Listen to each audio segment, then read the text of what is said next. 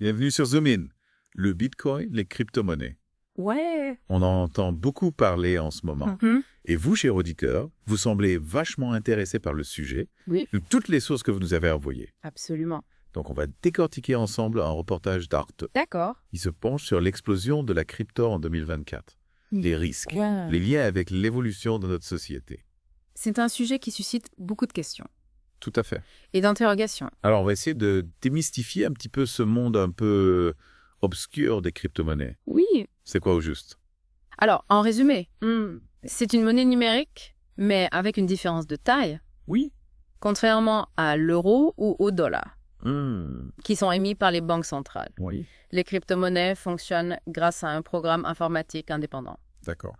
Prenez l'exemple du Bitcoin. Oui. Son offre est limitée à 21 millions d'unités. Et son fonctionnement est régi par un code open source, D'accord. accessible à tous. Donc c'est complètement décentralisé. Voilà.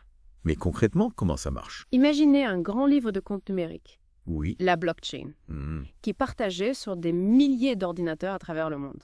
D'accord. Chaque transaction en Bitcoin est enregistrée dans ce livre de compte Oui. et vérifiée par tous les participants du réseau.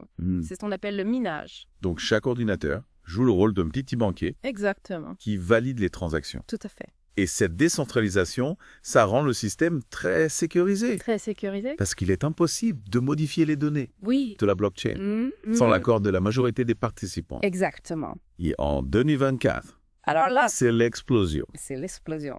On parle de chiffres astronomiques, Absolument. n'est-ce pas? La valeur totale de toutes les crypto-monnaies a dépassé les 500 milliards de dollars. Ah oui, quand même. C'est plus que le PIB de la France. C'est énorme. Imaginez ça, mais le marché des cryptos au même niveau que des géants comme Apple ou Amazon. Un signe clair de la confiance que certains placent dans le potentiel de cette technologie. C'est impressionnant. Oui. Et même Donald Trump, qui était plutôt sceptique avant, Oui. a fait volte-face. Il a lancé sa propre crypto-monnaie Oui. et parle même de créer une réserve nationale. Oui, c'est assez étonnant quand on se souvient de ces critiques d'il y a quelques années. Oui. On peut se demander ce qui a motivé ce changement d'avis. C'est vrai. Et c'est un pari sur l'avenir. Un moyen de rester dans la course face à la Chine. Peut-être a-t-il compris que les crypto-monnaies sont en train de devenir une force économique incontournable. Possible? Mais beaucoup s'interrogent. Oui. Est-ce que le Bitcoin est vraiment une valeur refuge comme certains le prétendent? Alors, c'est une question qui fait débat. Oui. On observe que le Bitcoin est populaire dans des pays comme l'Argentine ou le Liban, où les économies sont fragiles. Les gens se tournent vers le Bitcoin pour protéger leur épargne de l'inflation et de l'instabilité politique. C'est un peu comme de l'or numérique, en quelque sorte. Voilà. Mais est-ce qu'il y a un risque de bulle spéculative, Oui. comme celle de la bulle Internet? Oui, c'est une crainte légitime. Oui. L'histoire nous a montré que toute bulle finit par éclater.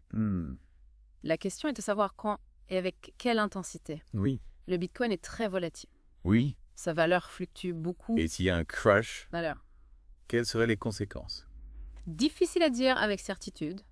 On peut imaginer un impact sur les marchés financiers, Oui. sur les économies des pays qui ont fortement investi dans les cryptos, mais aussi sur les individus qui ont placé toutes leurs économies dans le Bitcoin. D'accord. Et puis, il ne faut pas oublier l'aspect plus sombre des crypto-monnaies, Ah oui? leur utilisation dans des activités illégales. On entend souvent dire que c'est le paradis des criminels. C'est vrai que cette image colle à la peau des cryptos. Oui. Mais est-ce que c'est vraiment justifié? Alors, il faut regarder les chiffres. Les données montrent que les transactions illicites ne représentent qu'un faible pourcentage du volume total. D'accord. En 2023, Oui. c'était moins de 0,5%, principalement lié au rançongiciel. Donc, on est loin de l'idée reçue que les cryptos servent qu'à blanchir de l'argent sale. Exactement. Ouais. Et puis, n'oublions pas que l'argent liquide est encore largement utilisé pour les activités illégales. La question de la criminalité se pose pour tous les types de monnaies, Oui, c'est vrai. pas seulement pour les cryptos. Ce qui est intéressant, c'est que derrière les crypto-monnaies, Oui, il y a aussi une vision du monde, absolument. une philosophie. Tout à fait. On parle de liberté individuelle, décentralisation, Ouais. limiter le pouvoir de l'État. C'est la vision libertarienne Oui. qui est au cœur de l'idée des crypto-monnaies. L'objectif est de se libérer des institutions traditionnelles, Oui. comme les banques et le gouvernement. C'est une vision radicale qui séduit certains Oui, et inquiète d'autres. tout à fait. Mais concrètement, comment cette vision se traduit-elle? Prenons l'exemple du financement participatif. Oui. Le crowdfunding. Les cryptos permettent de lever des fonds sans passer par les banques. D'accord. C'est un outil puissant pour financer des projets innovants des initiatives citoyennes, sans dépendre du système financier traditionnel. C'est un peu comme redonner le pouvoir aux individus. Voilà. Leur permettre de s'organiser et de créer de la valeur sans intermédiaire. Exactement.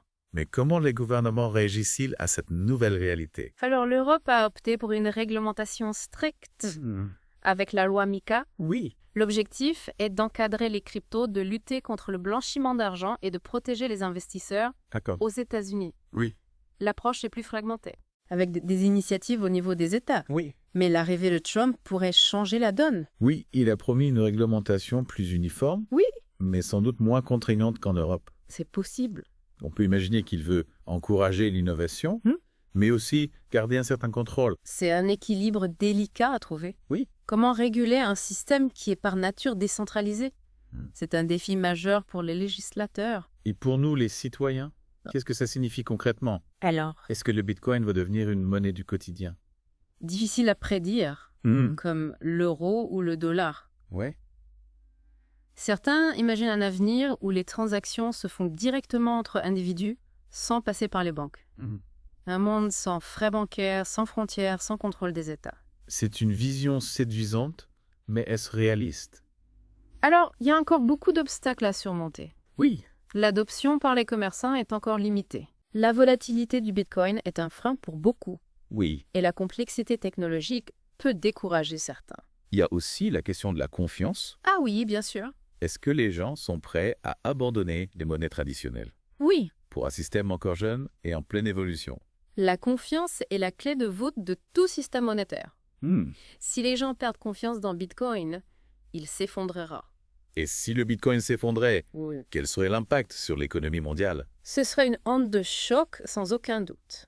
Oui. Mais l'ampleur des dégâts dépendrait de nombreux facteurs. Le niveau d'adoption du Bitcoin, l'interconnexion avec les marchés financiers traditionnels, la réaction des gouvernements. On comprend que les crypto-monnaies sont à la fois prometteuses et risquées. Tout à fait. C'est une révolution en marche, mais son issue est encore incertaine. Exactement. C'est cette incertitude qui rend le sujet si passionnant. On est face à un phénomène qui pourrait transformer notre façon de vivre, de travailler, de consommer. On imagine un monde où on peut envoyer de l'argent à l'autre bout du monde en quelques secondes sans frais de transaction. Oui. Un monde où on peut créer sa propre monnaie basée sur la confiance et la transparence. Tout à fait. Mais comment s'y retrouver dans cette jungle d'innovation de projets de crypto-monnaies différentes? C'est vrai qu'il est facile de se sentir dépassé. Ouais. Il existe des milliers de crypto-monnaies, chacune avec ses promesses et ses risques. Alors, comment faire le tri? Oui. Comment savoir à qui faire confiance? La première chose à faire, c'est de s'informer. Et comment on fait ça concrètement? Il faut lire des articles, écouter des podcasts, suivre des experts sur les réseaux sociaux. Donc, on se plonge dans l'univers des cryptos. On essaye de comprendre les bases de la blockchain, les différentes crypto-monnaies, les projets qui les sous-tendent. Exactement. Et surtout, il ne faut pas hésiter à poser des questions, à échanger avec d'autres personnes qui s'intéressent au sujet. L'idée d'une communauté, d'un apprentissage collectif. Oui, il faut aussi garder à l'esprit que le monde des crypto-monnaies est en constante évolution. Ce qui est vrai aujourd'hui peut ne plus l'être demain. Tout à fait, il faut rester curieux, continuer à apprendre et à s'adapter. C'est une invitation à la prudence, mais aussi à l'enthousiasme. On est face à une technologie qui a le potentiel de changer le monde. Oui, mais il est important de garder les pieds sur terre. Il ne faut pas se laisser aveugler par les promesses de gains rapides ou par l'engouement médiatique. On se rappelle que chaque investissement comporte des risques et qu'il faut bien se renseigner avant de se lancer. Absolument, et surtout, il ne faut jamais investir plus que ce que l'on peut se permettre de perdre. C'est un conseil sage. Alors pour conclure notre exploration du monde des crypto-monnaies, on retient quoi? On retient que c'est un univers complexe en pleine effervescence qui soulève des questions fascinantes sur l'avenir de la monnaie, de la finance, de la société. C'est une révolution en marche, mais son issue est encore incertaine. Est-ce que le Bitcoin va devenir une monnaie du quotidien? Est-ce que les crypto-monnaies vont transformer le système financier? Difficile de répondre à ces questions aujourd'hui, mais une chose est sûre, les crypto-monnaies sont là pour rester et elles vont continuer à faire parler d'elles. Merci pour tous ces éclaircissements, on a beaucoup appris aujourd'hui. De rien, j'espère que cette discussion vous aura donné envie d'en savoir plus sur ce sujet passionnant. Et surtout à réfléchir à l'impact que les crypto-monnaies pourraient avoir sur nos vies. C'est la question clé, quel monde voulons-nous construire avec cette nouvelle technologie? C'est à nous de décider. À bientôt pour une nouvelle découverte.